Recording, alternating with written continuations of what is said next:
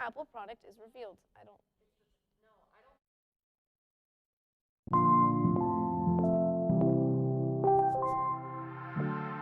The prosecution and defense have made their closing arguments. George Floyd's final words on May 25, 2020 were, "Please, I can't breathe." As Chauvin's fate lies with the jury. An anti-rioting bill signed by Florida's Governor Ron DeSantis. And it is the strongest anti-rioting, pro-law enforcement piece of legislation in the country. Increasing penalties against protesters. And catch the newest addition to Zoo Miami. So we had 3 pregnant at the same time here. 2 giraffe calves born earlier this month. These stories and more coming up on Newsbreak. Hello, South Florida. I'm Zitlali Solache, and today is Tuesday, April 20th, 2021. From the South Florida Media Network's Biscayne-based studios in North Miami, this is SFMN Newsbreak. Silence is violence. Cities across the country prepared for protest as the Derek Chauvin trial approaches its conclusion.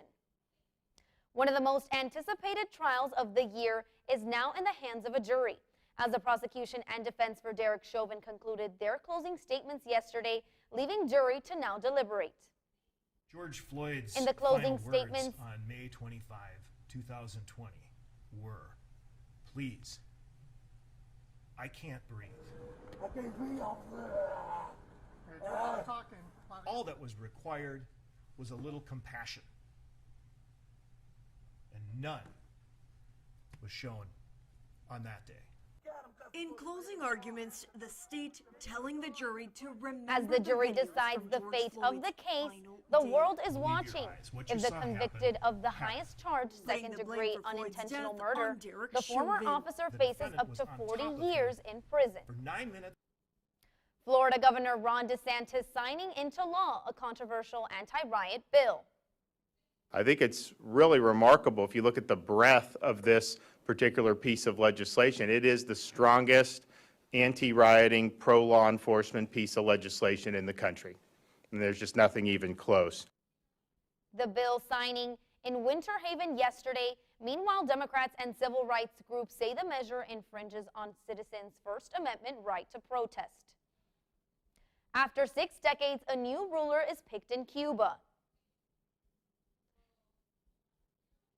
It may be the end of the Castro era, but the ideology lives on.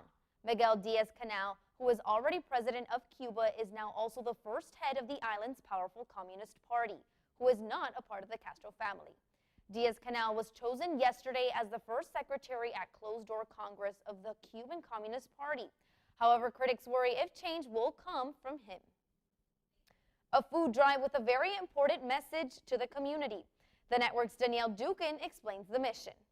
Nora Sandiego is the founder of the Nora Sandiego Children Foundation, which works to reunite children that have been separated from their undocumented parents. With the help of dedicated volunteers, Nora is able to host a food drive for a few families once a month.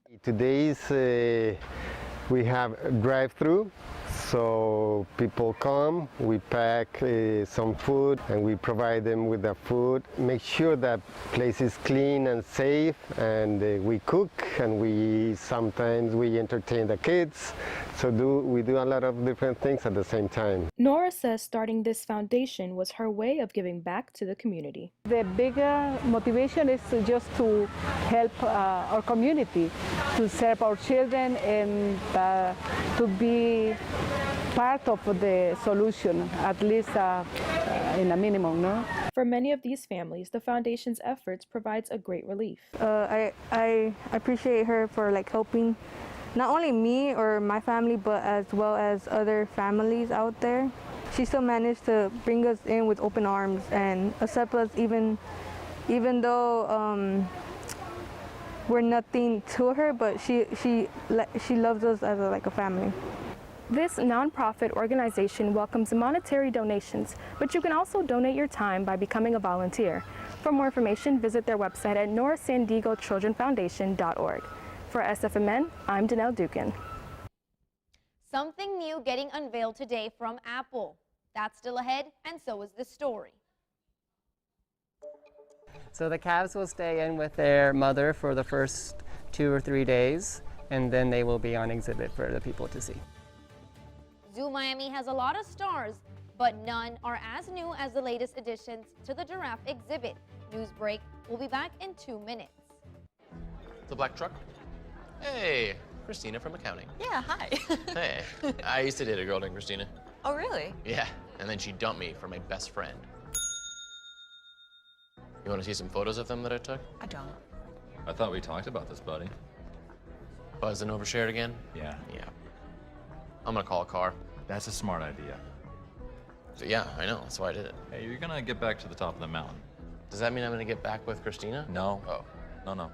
It's all of our responsibility to slow the spread of the coronavirus. So follow guidance from authorities where you live and stay home unless absolutely necessary. You can still use your outdoor spaces like yards and decks. It's also okay to go for a walk or exercise outside. Wear a cloth face covering, stay at least 6 feet away from other people, try not to touch any surfaces, and wash your hands for at least 20 seconds as often as possible.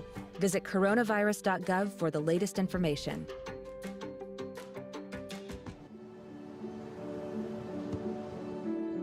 I don't remember how it started. Go to that. Our back and forth. It always came back. Dad! You probably don't remember what you told me, That was perfect. but I heard every word.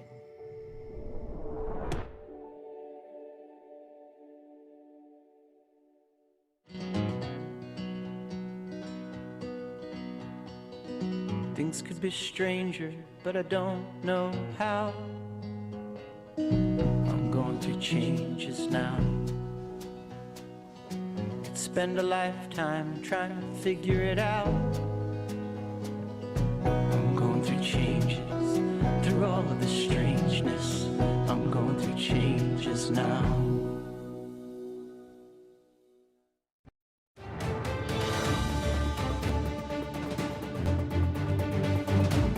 Zoo Miami announcing the birth of 2 baby giraffes. That was a clip from our newscast earlier this month. In the days since that broadcast, the 2 giraffes have settled into their new homes. There is 1 new girl and 1 new boy, and the 3rd baby giraffe on the way. The network's Samantha Encalada gets up close to Zoo Miami's newest stars. Today, visitors at Zoo Miami can see 2 giraffe calves at the enclosure. Born earlier this month, just 3 days apart, these calves are a sight to see. The male calf born on April 2nd was the 54th giraffe born at the zoo. He was born to 14-year-old Mia. Later, on April 5th, the female calf was born and she became the 55th calf born at the zoo. She was born to 6-year-old Zuri. Both calves have the same father, 4-year-old Malcolm. There's usually 1 breeding male, so he will breed with all of the females in the herd, and so you'll have multiple females that will be pregnant at the same time. So we had 3 pregnant at the same time here.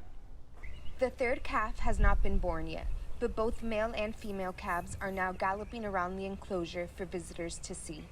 So the calves will stay in with their mother for the first 2 or 3 days, and then they will be on exhibit for the people to see. I love seeing the newborns. It's great to see that they are helping increase the population of giraffes, and everyone here seems well taken care of. Giraffe populations have been declining for decades due to many different reasons. Oil mining in giraffe habitat is a big threat to giraffes in the wild. This oil is used to make magnetic strips on gift cards.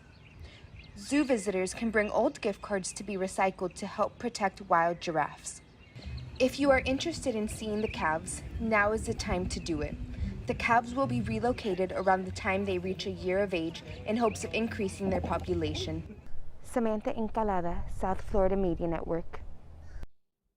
Drum roll please. Get excited, Apple fans. A new product has been revealed.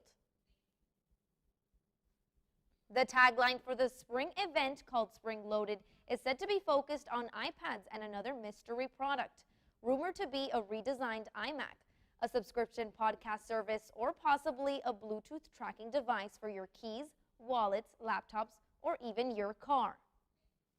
That's all the time we have for Newsbreak. I'm Zitlali Solache. Get more news anytime at SFMN www.fiu.edu.